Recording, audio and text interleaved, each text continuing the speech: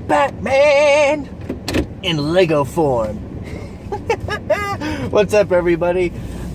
Brian here for Dinner and a Show on the Road, and I just got through watching the Lego Batman movie. Tanner couldn't make it. I had another friend watching it with me. We were the only two people in the theater, so booyah, that was so much fun. Yeah, this movie was just great. So this is the second Lego movie to come out. 2014's the Lego movie, I think, was the highest critically acclaimed movie of 2014. And it was just a very creative movie. And it inspired creativity to people. It was really good. And actually, they're coming out with another Lego movie, the Lego Ninjago movie. So that's really cool.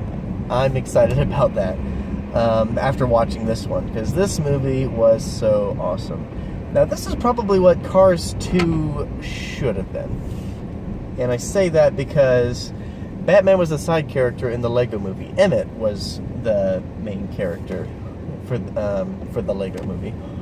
And side characters usually don't make good main characters. And, you know, because the Minions movie, I mean, that's a prime example, you know, not a good movie. If you like it, sorry. But, yeah, no, this was a really, really awesome movie. They made Batman great. Yeah, it's just a lot of fun, and it was really funny. Like, these people really like Batman. They did the research, they know the history of Batman, because they paid a lot of homage to him, made fun of him in a lot of ways. They even made fun of, like, the unknown, I want to say it's like 1940s serial versions of him, like, that were a long time ago. Like, everyone thinks that the Adam West stuff from the 60s was the oldest stuff of him, but no, there was some older stuff about him, and it was just less known. So anyway, it was really, really fun, but I'll stop gushing about it for a little bit to just give you the story. So Batman, voiced by Will Arnett, he's a bit of a narcissist, and he's, you know, just great. He's having fun saving the city, but, you know, Alfred, who's played by Ralph Fiennes, he knows that about Batman, or Bruce Wayne, needs a, you know, just, he's lonely. He needs a family, and family figures in his life. And to do that, you know, he lets a orphan kid named Dick Grayson into his life. And, of course, Dick Grayson is voiced by Michael Cera. So yeah, and then of course the Joker, voiced by Zach Galifianakis, is trying to take over the city, but mostly he's trying to get Batman to admit that he is his greatest enemy. And Batman just, he's like, no, you're not.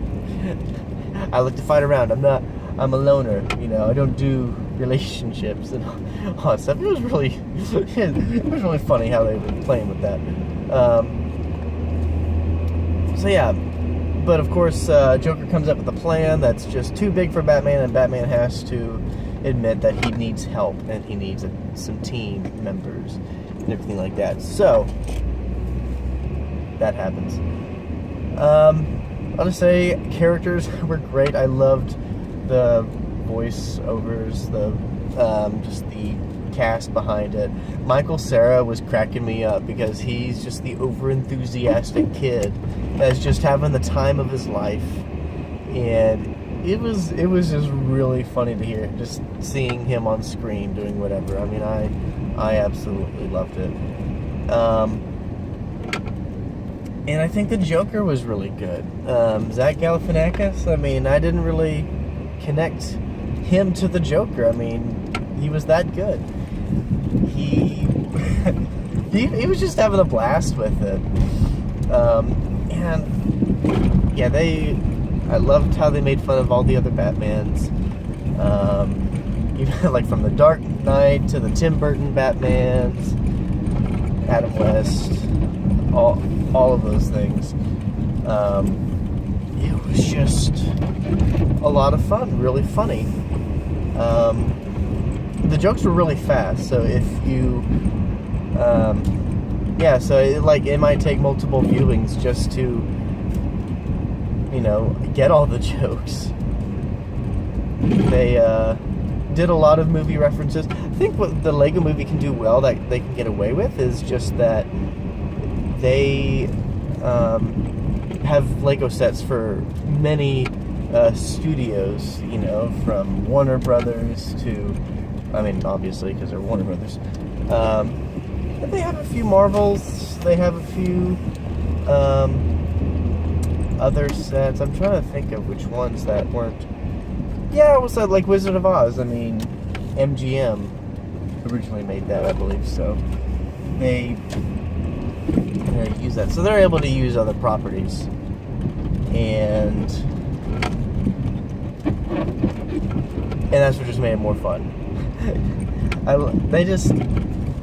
They made fun of everybody. It was like a kid version of Robot Chicken, if you can think of that.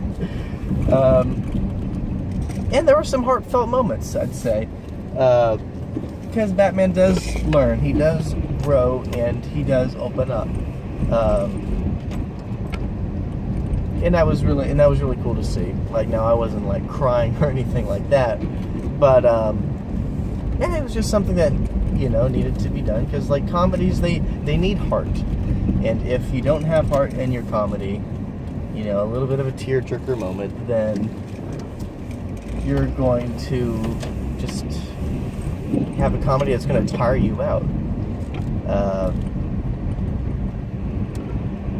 It was really cool to see that.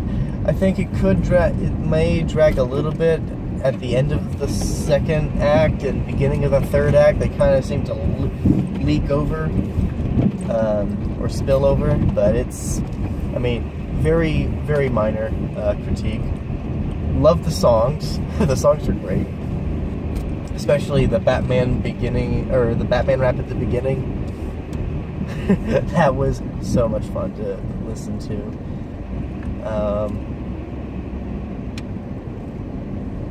Trying to think what else. Music was fine. Nothing really stood out for that. Action sequences, yes, those were great. Just seeing, Batman just fight around, destroy all the bad guys, Lego pieces blowing up everywhere. Seeing him build stuff, because he is a master builder. They keep that in mind. And they even have some ties to the original Lego Movie, which I thought was really cool and refreshing. They didn't just ignore it. It looked like that they were, they didn't kind of do that reveal like they did in the original Lego Movie with the, with live action people and everything. Now they did have, them watching Jerry Maguire, the live action movie, which I thought was hilarious. But they didn't go and I don't even know what I'm thinking. Anyway, action sequences were cool. I really loved them. Just lost train of thought. Trying to drive and talk at the same time, But yeah, I really liked it. I know what I was talking about. No, they in the Lego Movie, towards the big reveal was that they were just the imagination of a little boy. And so live action people were controlling the Legos. They didn't do that for Batman. Because that was a big reveal that they just can't do again. They can't replicate again. It's oh, you're trying to be like the Lego Movie, but you're a sequel, and we already know that. But they do kind of give the feeling that it's in the same universe, obviously, because you have the Lego Batman that connects them. But they also had some sort of deal where if the Joker blew up the city, then people would fall into the eternal abyss, which was what Emmett fell through. to get to the live action side. So anyway, that was a really nice feature that they added in there. So there's a lot of connective tissue between the two movies. And yeah, I don't know what else to really say about it. It was just a ton of fun. I don't want to give a whole lot away. I mean, because there were a lot of funny jokes in there that I just, you know, if I said what they were, then I'd probably be spoiling it. But yeah, they did really cool. I love the dynamic between the Joker and the Batman. It was really funny. And yeah, I think you guys should give it a watch. It's really fun. If you have kids, bring your kids. And you don't have to have kids. I mean, just go ahead and watch it. I mean, this movie succeeded in just appealing to all audiences. And that's what a movie should do. I mean, at least what a family movie should do. And that's what this movie is. That's targeted towards all audiences. Parents will love it. Kids will love it. People that just love animation like me will love it. Go ahead and watch it. I'm giving this a secret handshake. It is amazing. If you love superhero movies, you'll love it. If you love Lego Movie, you'll love this movie. If you just like movies in general, I think you're going to love this movie. So, that's kind of all I have today. Be sure to like, comment, and subscribe. Facebook page, link in the description. My name's Brian, and I will see you later at the movies.